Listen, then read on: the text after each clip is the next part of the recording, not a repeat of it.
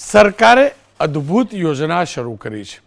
માધવસિંહભાઈ સોલંકી જ્યારે મુખ્યમંત્રી હતા ત્યારે એક યોજના શરૂ થયેલી જેમના મધ્યાહન ભોજન કહેવાયું હતું।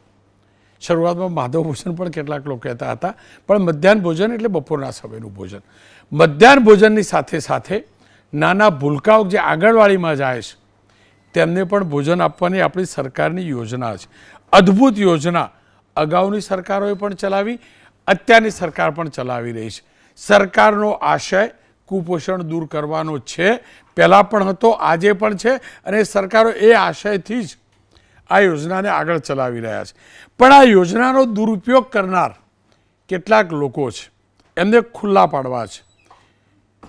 સરકારની વ્યવસ્થામાં ક્ષતિઓ એક નહીં હજાર હશે, સમયસર અનાજ નહીં પહોંચતું હોય, આ બધું હશે, પણ એનો મતલબ એ ન હોઈ શકે કે જેના માથે જવાબદારી છે એ મારા ગરીબ દીકરાઓનું અનાજ ચાવ કરી જાય।